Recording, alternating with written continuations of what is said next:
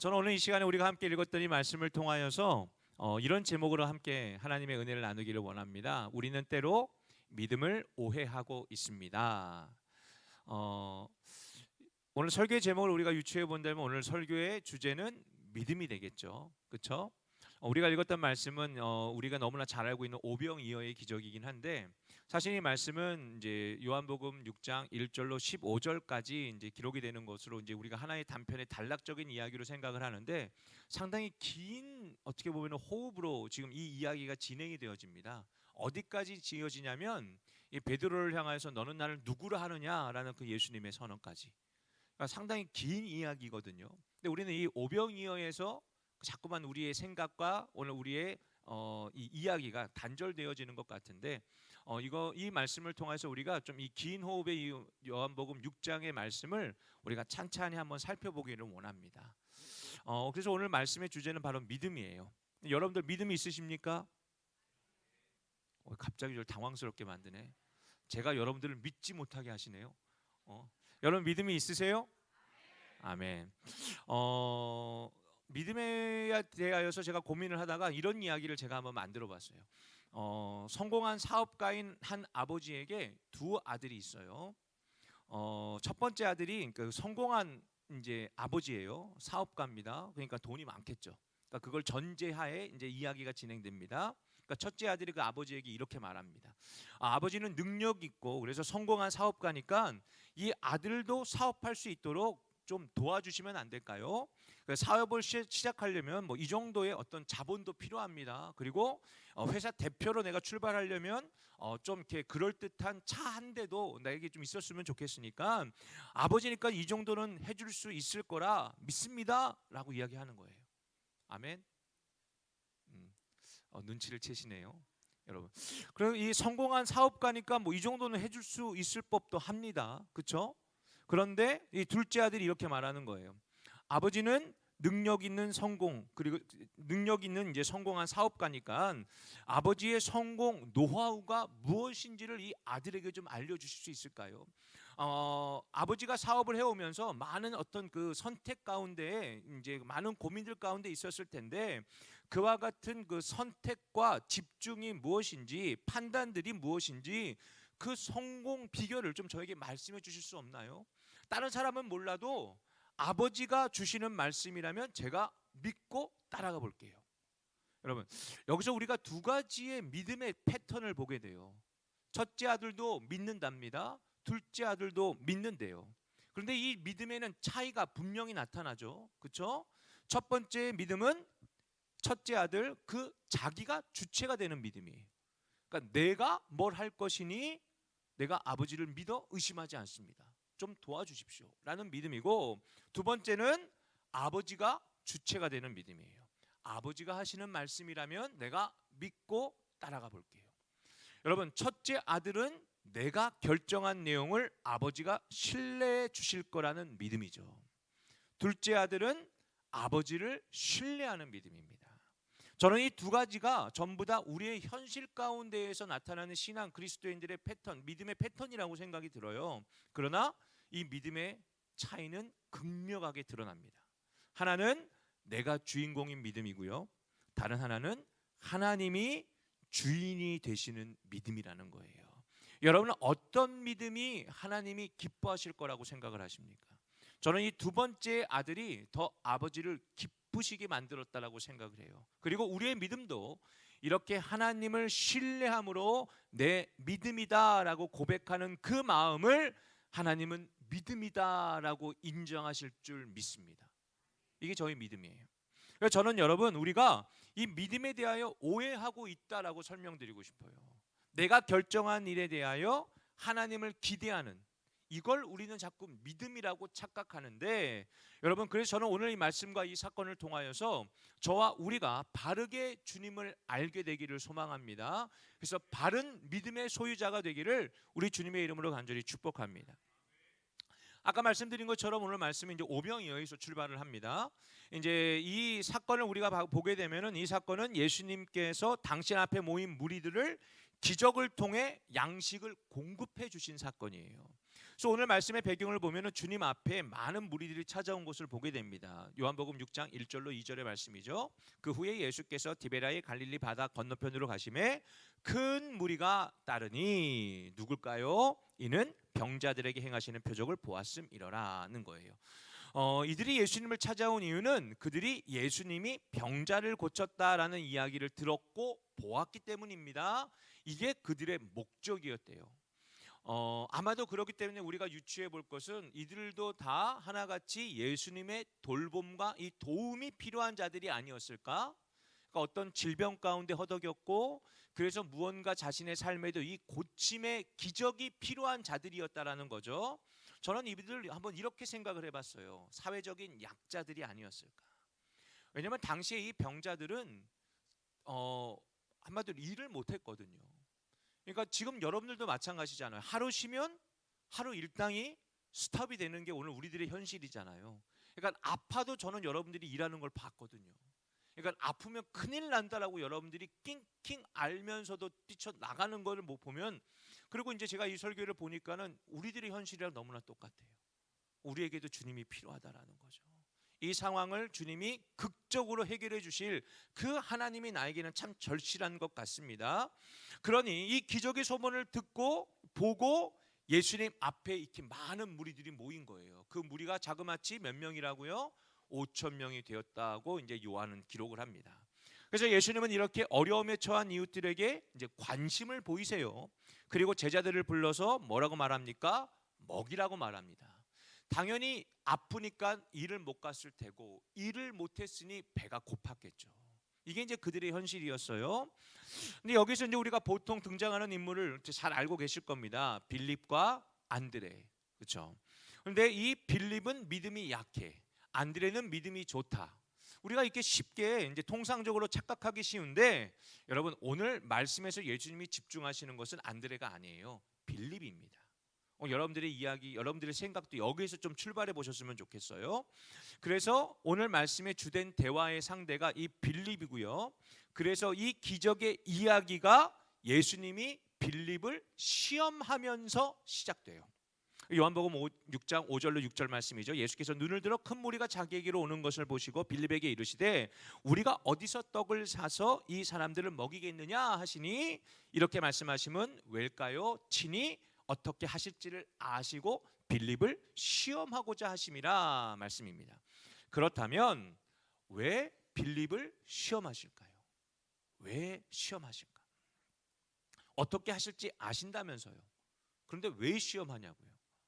그래서 빌립이 이렇게 대답을 합니다. 그러니까 시험에 걸려 들어간 거예요. 그러면서 양식을 공급하기 위해서는 200데나리온이 이게 200데나리온이라고 하는 큰 돈이 필요하다라는 겁니다. 한마디로 불가능하다라는 거죠. 그런데 여러분, 이 불가능한 상황에서 당연히 불가능하다라는 대답을 무색하게 하시는 분이 계세요. 이게 누굽니까? 예수님이에요. 여러분, 저는 이 빌립을 향한 시험이 우리들을 향한 시험이라고 생각해요. 우리를 향하여서도 이와 똑같은 동일한 질문이 우리에게 반복되고 있다고 저는 믿습니다. 현실이라는 상황을 살아가고 있는 우리들에게, 그래서 그 현실을 경험하고 있는 우리들을 하나님은 말씀하시는 거예요. 어떻게 하여야 할까? 무엇을 어떻게 하여야 할까? 여러분, 이 어떻게라는 이 질문과 이 물음 안에 오늘 저와 여러분들의 대답이 있어야 돼요. 무엇이어야 될까? 우리의 믿음이 요구되어지고 있다라는 거예요. 아멘. 여러분, 그래서 이 믿음이 오늘 우리 가운데 요구되어지는 그 상황, 그래서 그 믿음은요, 나의 현실에 집중하는 삶이 아니라 하나님을 집중해 내는 삶이 됩니다. 이게 믿음이에요. 그리고 그 기회의 상황을 일으킨 것이 바로 주님 앞에 가지고 온 이 안드레의 보리떡 5개와 물고기 2마리예요. 성경은 안드레가 어떤 기대를 가지고 주님 앞에 이걸 가지고 나왔다라고 말하지 않아요. 쉽게 안드레가 믿음으로 하나의 도시락을 갖고 왔다고 얘기하는데, 저는 오히려 이거를 안드레는 그냥 배달부일 뿐이에요. 그러나 이 안에도 오늘 우리들의 모습이 있어요. 긴가민가함, 반신반의함. 안드레가 이거를 왜 갖고 나왔을까? 그냥 주님 앞에 주님 이것밖에 없어요 라는 거예요. 그러나 주님 이것밖에 없기는 없는데 이게 될까? 이것도 결국에는 한계에 부딪히는 믿음일 뿐입니다. 여러분, 그래서 어떻게 보면은 그 어쩔 수 없는 현실이 한 번 더 주님 앞에 드려진다라는 거예요. 그런데 이게 어떻게 돼요? 기적의 출발점이 되는 거예요. 그 전까지는 그래서 우리가 상황을 보게 되면 어떻습니까? 참 이게 우울해요. 아파요. 배고파요. 이게 얼마나 우울합니까? 배고프면 우울하잖아요. 안 그래요? 헝그리 is angry라면서요. 여러분, 헝그리면 앵그리예요. 이거 얼마나 슬픈 현실이에요. 거기다가 몸까지 아프대요. 진짜 우울한 거예요. 그런데 이 상황이 어떻게 돼요? 주님이 함께 하시니 기쁨의 잔치가 되었다라는 거예요. 5천 명이 먹고 남았다면서요. 이게 잔치 아닙니까? 여러분, 이게 지금 오늘 우리 가운데 보여지고 있는 주님이 함께 하시는 현실입니다. 이게 바로 은혜라는 이름인 거예요. 여러분, 이처럼 믿음은 바랄 수 없는 상황에 주님이 참여함으로써 은혜가 주어지는 일입니다. 여러분, 이게 오늘 우리들의 믿음이 작동되어지는 모습이어야 돼요. 그래서 성경이 이 믿음을 확실하게 설명하는 말씀이 있는데 그게 어떤 말씀이냐? 히브리서 11장의 말씀이에요. 여러분 잘 알고 계시죠? 믿음은 바라는 것의 실상이요 보지 못하는 것의 증거다라고 말해요. 여러분, 믿음이 뭐냐? 바라는 것이 실상이 되고 보이지 않는 것이 증거가 되는 게 이게 어슈런스가 된다라는 거잖아요. 여러분 잘 들어보세요. 인간은 본질상 보여야 믿어요. 보여야 믿어요. 여러분, 제가 만약에 여러분들에게 여기 그 교회 좀 건축하려고 하니까 10억만 좀 땡겨 주실 수 있어요? 그럼 여러분 뭐라고 하실 거예요? 제가 뭘 믿고 아멘? 할렐루야. 제가 뭘 믿고 목사님을 돈을 드려요? 라고 할 거예요. 제가 만약에 어느 은행을 두드리면서 우리 교회가 이런 교회인데 돈 좀 빌려주세요 하면 당연히 말하죠. 증거를 갖고 오라고. 담보가 무엇인지. 한마디로 보이는 무언가가 담보가 되어지고 어슈런스가 되어야 되는 거예요. 이게 오늘 현실입니다.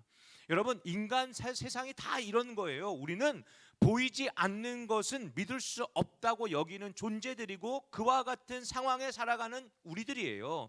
그래서 세상은 내가 믿음의 주체가 되는 겁니다. 현실이 주체가 되는 거예요. 그래서 빌립도 현실에 기반한 믿음을 주님 앞에 갖고 온 거예요. 200데나리온만 있다면 가능합니다를 이야기하는 거예요. 아니에요? 그러면 오늘 이게 우리들의 믿음인 거예요.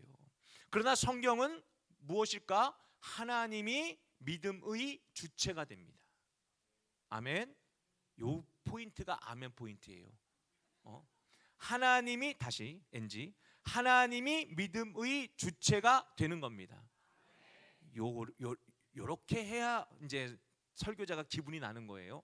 그래서 여러분, 상황은 불가능인데 상황에 하나님이 함께 하심을 믿는 거예요. 아멘. 이게 오늘 어떻게 보면 우리들의 믿음이고, 그래서 그 상황에서 하나님의 은혜가 경험되어지는 게 오늘 우리들이 살아가고 있는 어떻게 보면 이 믿음의 모습, 오늘 그리스도인들의 모습이에요. 예. 그래서 어떻게 됩니까? 믿음은 내 상황에 예수님이 함께 하신대요. 근데 여기에서 또 우리가 헷갈리지 말 것이 있는데 저는 이것을 이렇게 구분하고 싶어요. 상황에 개입하신 하나님이냐 아니면 하나님의 상황에 내가 초대되는 것이냐. 여러분, 저는 후자를 말씀드리는 거예요. 단지 내게 필요한 상황, 이 상황, 저 상황, 그래서 그 상황을 선택해 놓고 하나님 여기요, 하나님 저기요, 이게 아니라 그 모든 상황에도 불구하고 일을 행하시는 하나님. 아멘. 요 포인트도 맞아요. 아멘. 그 하나님을 기대하는 것, 그래서 그 하나님으로 내가 들어가는 것, 여러분 이게 믿음이라고요. 그렇기 때문에 상황대로만 살아가는 우리는 비록 교회 다니고 예수님 믿어요 라고 말해도 믿음이 실력 발휘를 못해요. 여러분, 그러기에 우리는 믿음의 한계대로 사는 자여야지 내 한계에서만 머물다가 여기요 저기요 하는 믿음이 되어서는 안 된다고요. 아멘. 여러분 이게 바로 순복음의 4차원의 영성이에요. 여러분, 이 4차원, 우리가 순복음이 말하는 4차원의 영성이 그 뭐 SF 영화에는 나오는 외계인 나오는 이런 4차원이 아니에요. 인간의 한계를 벗어나 하나님의 한계 안에 살아가는 너희가 되어라. 우리가 되자. 아멘. 이게 오늘 순복음의 4차원의 영성이에요. 그러니까는 내 한계에서 머물러서 그냥 내 한계에서 그냥 그 한계를 경험하는 우리들이 아니라 하나님의 한계에서 인간의 한계를 초월하여 믿음으로 현실을 넘어서서 하나님이라는 분이 나의 현실이 되는 삶, 이게 오늘 저와 여러분들의 삶이 되기를 주님의 이름으로 간절히 축복합니다. 여러분, 그렇기 때문에 믿음대로 살면 우리는 당장의 우울하고 감당 못할 상황에서도 얼마든지 평안과 안정을 누리며 살아가는 자가 된다. 여러분, 이것이 주님을 의지하는 자, 이것이 나의 일상의 하나님과 동행하는 자예요. 오늘 이와 같은 그리스도인들 다 되어주시길 주님의 이름으로 축복합니다. 여러분, 그런데 이런 은혜를 경험한 자들임에도 불구하고 여전히 믿음의 주체가 어디에 머물러요? 나에게 머물러. 여러분, 내게 필요한 나의 하나님이 바로 그거예요. 제가 항상 드리는 거죠. 내게 유익이 되는 자가 내 앞에 있어야 된다라는 거예요. 그게 하나님이라고 내가 선택을 했다라는 거죠. 그래서 내 어떤 상황에 나를 유리하게 해주셔야 되고, 내 어떤 상황에 나를 불리하지 않게 해주셔야 돼요. 내가 요거 가지고 기도하니까 응답하셔야 되는 거고, 내가 이거 가지고 서운하니까 여기에 하나님이 개입해 주셔야 되는 거예요. 요 모양 요 꼴의 믿음이 믿음이라고요? 아니라고요. 여러분, 그래서 오늘 저와 여러분들의 믿음은 이와 같은 믿음이 되어서는 안 돼요. 이 믿음이 바로 오늘 말씀 가운데 있는 그 무리들의 모습이거든요. 그래서 예수님을 통하여서 자신의 문제가 해결되자 이 많은 무리들이 어떤 일이 벌어집니까? 여러분, 강제로라도 이 예수님을 우리가 좀 써먹자는 거예요. 여러분, 이게 그들의 모습이에요. 그래서 14절 15절의 말씀입니다. 그 사람들이 예수께서 행하신 이 표적을 보고 말하되 이는 참으로 세상에 오실 그 선지자라 하더라. 왜? 먹었잖아요. 야, 보리떡 5개 물고기 2마리가 기적을 통하여서 먹었단 말이죠. 한두 명이 먹은 게 아니에요. 5,000명이 먹고 12강주리가 남았어요. 그러므로 예수께서 그들이 와서 자기를, 잘 들으세요, 억지로 붙들어 임금으로 삼으려는 줄 아시고 다시 혼자 산으로 떠나가셨다라는 거예요. 여러분, 분명히 하나님은 우리에게 좋으신 선하신 주님이 맞습니다. 아멘. 배고픈 자식을 먹이셨고 우울한 상황을 축제가 되게 하시는 분이세요. 그래서 그런 하나님이 내게 선하시다, 내게 옳다, 그걸 인정하는 게 믿음이에요. 여러분, 그런데 이걸 기회 삼아서 어떤 일이 벌어졌다고요? 내 목적의 유일한 내 하나님이 되어달라는 요구. 여러분, 이게 그들의 모습이었다라는 거죠. 여러분, 세상이 예수님을 통하여 그래서 무엇을 기대합니까? 땅에서 바라는 일들이라는 거예요. 자신들의 이야기에 예수님을 끼어들기를 원한다라는 거죠. 이게 우리가 가지는 믿음의 한계들이에요. 여러분, 참된 그리스도인의 믿음은 내가 원하는 일들의 성취를 위해 하나님을 찾는 게 아니라 하나님의 원하시는 일들을 위해 철저히 도구가 되어지는 삶이에요. 그래서 내가 믿는다라는 그 교회의 고백은 내가 원하는 일이 하나님을 통하여 이루어진다라는 믿음이 아니라 하나님이 원하시고 행하시는 일들을 내가 신뢰한다, 내가 지지한다, 나도 동참하겠다. 여러분, 이 각오와 실천이 바로 오늘 우리들의 믿음이라고요. 아멘. 여러분, 구하면 주시고 찾으면 찾게 하시고 두드리면 열어주시는 분이 우리 하나님이십니다. 그러나 우리가 우리의 목적대로만 주님을 찾고 구하고 바라면 어떤 일이 벌어져요? 그 주님이 도망가시는 거예요. 우리를 만나시기 위하여 오신 주님이 이런 모습으로 우리가 주님을 찾을 때 어떤 일이 벌어져요? 도망가신다고요. 이게 오늘 우리가 말씀을 통하여 깨달아야 할 주님과 우리의 관계인 거예요. 그래서 6장을 좀 더 읽어 나아가면 어떤 일이 벌어지느냐? 이제 우리가 오병이어까지만 우리가 잘 알고 있는데 이 6장의 내용이 좀 더 이어져 가면은 이제 물 위에서 예수님을 찾아 헤매는 제자들의 모습으로 이제 이 상황이 바뀝니다. 6장 16절로 17절의 말씀이에요. 저물매 제자들이 바다에 내려가서 배를 타고 바다를 건너 가버니움으로 가는데 이미 어두워졌고 예수는 아직 그들에게 오시지 아니하셨다라는 거예요. 그러니까 예수님이 그냥 갑자기 그러니까는 산으로 떠나셨다라는 거죠. 그러니까 제자들이 당황하여서 이제 예수님을 찾아 헤매기 시작을 하는 겁니다. 그래서 산으로 들로 찾아다니다가 이제는 배를 띄워 저 너머서까지 어디에 있는지 주님을 찾아다니고 있는 거예요. 그러다가 어떤 상황이 벌어져요? 큰 파도를 만납니다. 또 상황이 우울해진 거예요, 여러분. 그리고 그때 예수님이 등장하세요. 예수님답게 등장하시죠. 물 위를 걸어오셨어요. 그리고 나서 이 제자들이 놀라 자빠지니까 예수님답게 또 말씀하십니다. 뭐라고 말씀하실까요? 나다, 놀라지 말라고요, 여러분. 그러니까 우리는 자꾸 이렇게 놀라요. 세상 가운데 놀라, 주님 앞에 놀라. 뭘 놀랄 일이 그렇게 많아요. 그러니까 담대하라는 말씀이 오늘 우리에게 끊어질 수가 없는 거예요. 주님의 이름으로 세상 가운데에서 담대하고 주님을 믿으니 주님 앞에서도 담대한 자가 되는 겁니다. 아멘. 여러분, 그래서 이 두려움이 어떻게 끝나요? 그들이 예수님을 배로 영접하였더니 두려움이 끝났다라는 거예요. 어려움이 없어졌다라는 겁니다. 우울한 상황이 또 해피 엔딩이 되어가고 있는 중이에요. 여러분, 지금도 바람이 불고 파도가 치며 상황이 열악한데 주님이 오시니 문제가 해결되죠. 방금 전에도 아프고 배고프고 상황이 우울한데 예수님이 함께 하시니 어떻게 돼요? 문제가 해결되죠. 우리도 마찬가지인 거예요, 여러분. 하나님이 없는 인생은 두려운 인생이에요. 겁을 내야 돼요. 우울합니다. 그러니 그 하나님이 오시면 어떻게 된다고요? 하나님으로 내가 채워지면, 영접하면 두려움은 끝난다라는 거예요. 이걸 깨달아야 그리스도인입니다. 이걸 깨달아야 할 것도 이 무리들이었어요. 그래서 우리가 바라고 구하고 찾고 그래서 영접하여야 할 것은 오직 예수님이지, 예수님의 이름으로 얻어지는 그것이 나의 의지가 되는 게 아니어야 한다고요. 아멘. 여러분, 선물 주는 자를 즐거워해야 한 번 더 선물이 오는 거예요.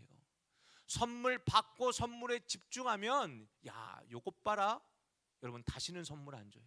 받았으면 받았습니다 하고 발로 차고 이것만 갖고 가면 여러분 그걸로 끝이지만 주신 분에게 집중하면 어떻게 된다고요? 한 번 더, 두 번 더 선물이 와요.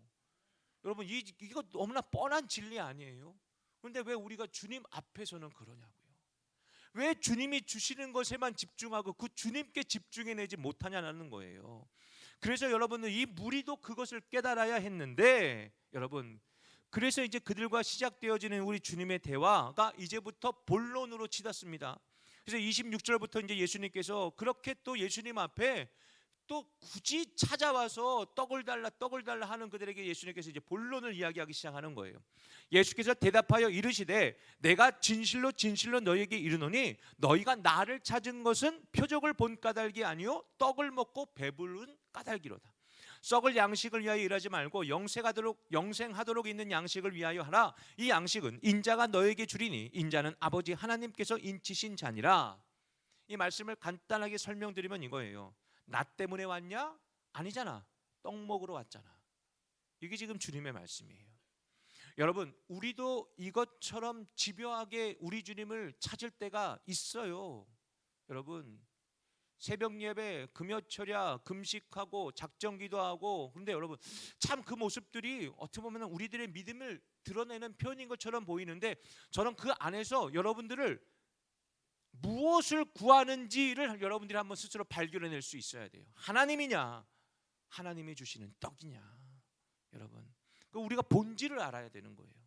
믿음의 본질은 내가 원하는 하나님이 아니라 그 하나님이 나와 함께 하심이 내게 복이다.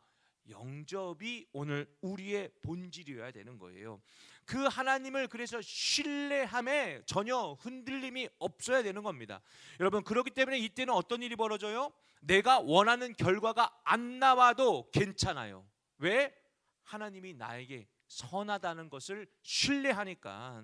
여러분, 그래서 그 선하신 주님이, 내가 신뢰하여 내가 믿어 의심하지 않는 그 주님이 나를 억울하게 하겠느냐, 나를 불의한 일에 빠뜨리겠느냐? 아니라는 거죠. 내게 생명을 주시는 분이잖아요. 그분은 길이요 진리요 생명이시란 말입니다. 그 사실에 대하여 전혀 의심의 여지가 없어 믿어 흔들림이 없는 것, 이게 우리들의 믿음이어야 된다고요. 여러분, 그래서 이걸 모르는 저들과 예수님의 대화가 무척이나 답답하게 진행이 되는 거예요. 간단하게 끝날 이 이야기가 장장 60몇 절까지 계속 이어집니다. 그래서 설명하시는 예수님, 못 알아듣는 저들. 그래서 이 긴 대화를 핵심만 제가 설명드리면 이렇습니다. 6장 32절 33절 말씀이에요. 예수께서 이르시되 내가 진실로 진실로 너에게 이르노니 모세가 너희에게 하늘로부터 떡을 준 것이 아니라 내 아버지께서 너희에게 하늘로부터 참떡을 주시나니 하나님의 떡은 하늘에서 내려 세상에 생명을 주는 것이라. 출애굽 이스라엘 백성들에게 너무나 분명한 사실은 출애굽 동안에 모세가 이스라엘 백성들을 먹이고 입혔다라는 거예요. 만나가 내려왔죠. 반석을 치니 물이 솟았죠. 고기가 먹고 싶다고 불평하니 메추라기가 떨어져요. 여러분, 이와 같은 기적들이 어떻게 벌어집니까? 모세가 기도할 때. 그래서 모세가 죽자 그들은 두려워하고 불안해합니다. 여호수아조차도 두려워했잖아요. 그때 지금 예수님이 그 이야기를 말씀하시는 거예요. 모세가 기도하니 떡이 떨어졌다. 그럼 떡을 준 게 모세냐? 아니다, 하나님이다라는 거예요. 그러니 우리가 구할 분은 하나님이어야죠. 그 떡은 단지 내 육을 배불리는 것이 아니라 내 생명을 채우는 거잖아요. 그러니 그 생명의 떡을 구하는 자가 되어라. 지금 주님이 이 말씀을 하시는 거예요. 지금 아주 그냥 결정적으로 말씀하십니다. 그러자 그들이 뭐라고 외쳐요? 34절이에요. 그들이 이르되 주여 이 떡을 항상 우리에게 주소서. 여러분, 이게 신앙의 고백이면 참 좋겠는데, 그래서 예수님이 이렇게 말씀하세요. 예수께서 이르시되 나는 생명의 떡이니 내게 오는 자는 결코 줄이지 아니할 터이요 나를 믿는 자는 영원히 목마르지 아니하리라. 요 포인트도 아멘 포인트예요. 아멘.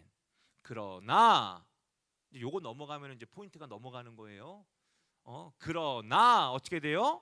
내가 너희에게 이르기를 너희는 나를 보고도 믿지 아니하는도다. 여러분, 이거예요. 보여 주어도 믿지 못하는 저들은 그래서 어떻게 돼요? 결국은 수군거리다, 불평하다, 뿔뿔이 흩어져 버려요. 제 갈 길로 다 돌아갑니다. 결국에 자신들의 목적을 달성하지 못하니 불평하며 예수님을 떠났다라는 게 요한복음 6장의 끝이에요. 그래서 예수님이 제자들에게도 물어봐요. 니들은 어떠냐? 그때 베드로가 고백합니다. 주는 그리스도시요 살아계신 하나님의 아들입니다. 오늘 여러분, 우리들에게도 이와 같은 고백이 있어야 되는 거예요. 여러분, 우리들의 믿음이 이렇게 되어야 된다고요. 내게 필요한 내 상황에 대하여 나에게 합당한 하나님이 아니라 하나님에게 합당한 우리들. 오늘 이 믿음이 오늘 저와 여러분들의 믿음이 되기를 주님의 이름으로 간절히 부탁드립니다. 그래서 우리는 이렇게 나에게 찾아오시고 내게 은혜를 베푸시는 주님으로 그 주님만으로 기뻐하는 자가 되어야지 그 이름으로 오는 그 부수적인 것에만 집중하면 안 된다고요. 선물을 주신 그분이 나의 기쁨이 되어야지 선물에만 집중하면 뭐라고요? 2번 준다 안 준다? 밉상이잖아요. 요거 밉상이 되는, 밉상이 뭔지 아세요? 미운 상이 된다고요. 꼴 보기 싫다고요. 여러분, 오늘 우리들의 모습일 때가 얼마나 많아요. 그래서 우리는 주님께 집중해 낼 수 있는 자가 되어야 돼요. 이게 믿음의 올바른 자세예요. 그러기에 우리는 내 일상에 유익한 하나님이 아니라 하나님을 위해 내 일상도 포기할 수 있는 자가 되는 겁니다. 왜냐하면 그게 나에게 유익이 되는 거예요. 그러니까 우선순위가 분명해지는 거죠. 비가 와, 오늘 교회 안 가. 왜? 가면 내 손에. 구역 예배 오늘 피곤한데 안 해. 왜? 그게 나에게 쉼이 되고 유익이 되니까. 그러니까 우리는 끊임없이 이와 같은 선택권을 가지고 살아가고 있어요. 그러나 순종은 여러분 나에게 선택권이 없음을 인정하는 거예요. 하나님의 행하심과 그래서 하나님 앞에 순종함이 나에게 복이 된다라는 것에 대하여 요만큼의 의심의 여지도 없이 믿는 거예요. 여러분, 그렇기 때문에 그는 내 일상을 위한 하나님이 아니라 하나님을 위해 일상을 포기할 수 있다고요. 여러분, 우리는 어찌 보면 돈을 위해 주님을 찾을 때도 있어요. 그런데 진짜 믿음은 주를 위해 돈을 포기하는 자예요. 내 시간을 위하여 주님을 찾을 때도 있어요. 그러나 진짜 믿음은 주님을 위해 시간을 포기할 수 있는 자가 되어야 되는 거예요.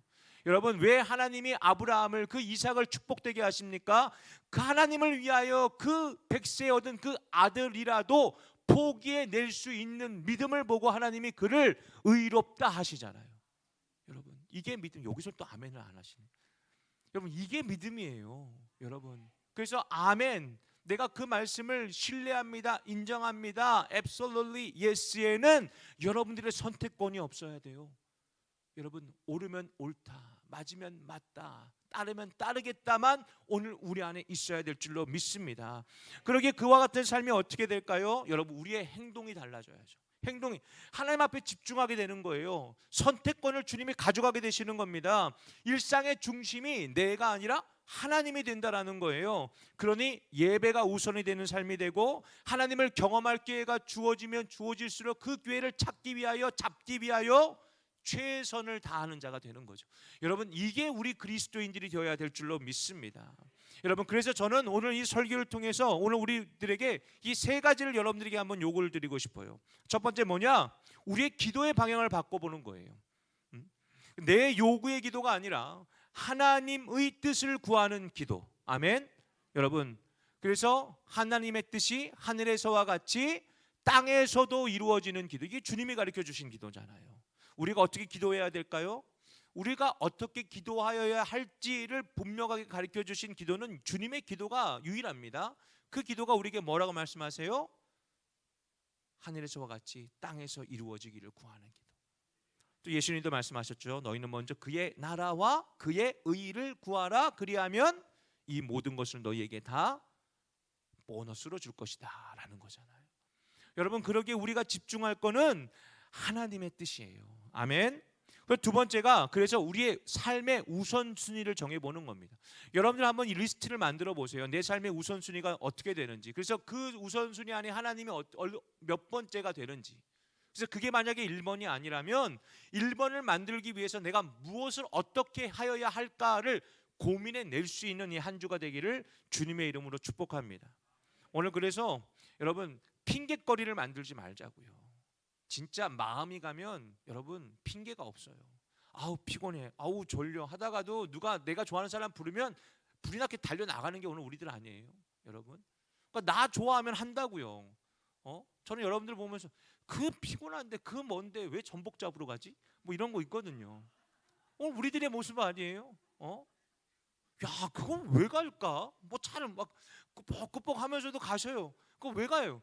재밌으니까, 즐거우니까. 주님이 여러분들에게 그렇게 우선순위가 되어 보자고요. 전복만 못할까? 문어만 못할까? 오늘 우리 주님이 여러분들 한번 그렇게 우선순위를 정해보시길 주님의 이름으로 부탁을 드립니다. 그래서 마지막으로 이 구원을 한번 실천하는 삶을 살아보자고요. 여러분 어떻게 보면 결국은 그 보리떡 5개 물고기 2마리 나 혼자 먹기에도 부족한 것일 수 있는데, 그게 주님 앞에 드려졌는데 어떤 일이 벌어져요? 하나님이 우리의 삶을 행복하게 하는 기회로 삼으셨잖아요. 그렇다면 우리도 그저 내 삶에 집중하는 것이 아니라 어떻게든지 나를 주님 앞에 한번 드려내 보자고요. 그러면 나도 행복해져요. 이게 남는 장사 아니에요? 하나이가 먹고도 부족한 보리떡 5개 물고기 2마리가 주님 앞에 드려졌더니 5,000명이 먹었어요. 12광주리가 남았어요. 여러분, 그 12광주리 남은 것 중에서 그 아이에게 좀 안 줬을까? 난 좀 줬을 것 같은데 내 생각에는. 그건 남는 장사 아니에요. 여러분 혼자 욕심 부리면 여러분 혼자 배부르지만, 여러분이 정말로 주님 앞에 드리면 여러분들이 배가 터져도 남을 만큼 주신다고요. 이 은혜가 오늘 우리가 누려야 될, 그래서 우리가 신뢰하여야 할 하나님인 줄로 믿습니다. 이 하나님으로 오늘 우리가 주님을 기대하고, 그래서 오늘 우리에게 말씀하신 그 주님의 선언, 내가 생명의 떡이라 오늘 또 감사하게도 오늘 성찬주일 아니에요.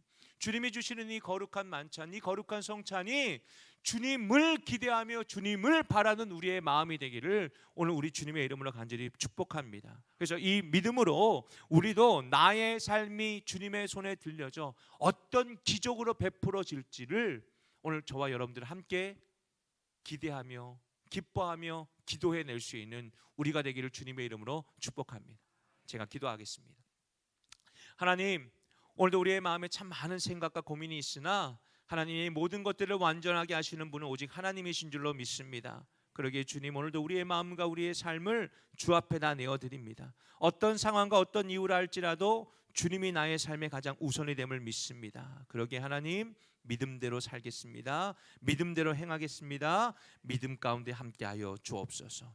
오늘도 주님, 우리가 이 성찬에 참여하기를 소망하오니 우리의 마음이 더욱 주님 앞에 드려지게 하여 주옵소서.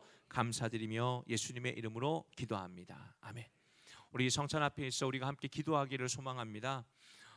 고린도전서의 말씀입니다. 내가 너에게 전한 것은 주께 받은 것이니 곧 주 예수께서 잡히시던 밤에 떡을 가지사 축사하시고 떼어 이르시되 이것은 너희를 위하는 내 몸이니 이것을 행하여 나를 기념하라 하시고 식후에 또한 그와 같이 잔을 가지시고 이르시되 이 잔은 내 피로 세운 새 언약이니 이것을 행하여 마실 때마다 나를 기념하라 하셨으니 너희가 이 떡을 먹으며 이 잔을 마실 때마다 나를 기념하라 하셨으니 너희가 주의 죽으심을 그가 오실 때까지 전하는 것이니라. 그러므로 누구든지 주의 떡이나 잔을 합당하지 않게 먹고 마시는 자는 주의 몸과 피에 대하여 죄를 짓는 것이라. 사람이 자기를 살피고 그 후에야 이 떡을 먹고 이 잔을 마실지니 주의 몸을 분별하지 못하고 먹고 마시는 자는 자기의 죄를 먹고 마시는 것이라. 오늘 시간에 이 성찬 앞에 우리가 함께 주님 앞에 참회와 또 회개의 기도를 주 앞에 드리기를 원합니다. 주님, 내 뜻대로 살며 내게 필요한 주를 찾은 것이 우리들의 모습이었다면 오늘은, 지금은, 이제는 하나님의 뜻에 합하여 하나님을 구하는 우리가 되게 하여 주옵소서. 이 마음으로 내가 주님께 참여하기를 원합니다. 주님의 몸과 그 피를 하나님 내 삶 가운데, 나의 상황 가운데 인정하고 환영하고 모셔드리는 자 되겠습니다. 오늘 이 마음으로 기도할 때 하나님이 오늘 우리의 기도를 들으시고 우리의 삶을 더욱 거룩하다 말씀하여 주실 줄 믿습니다. 오늘 시간에 이 말씀을 생각하면서 오늘 시간에 주님의 이름을 3번 부르고 함께 통성으로 기도합니다. 주여, 주여, 주여.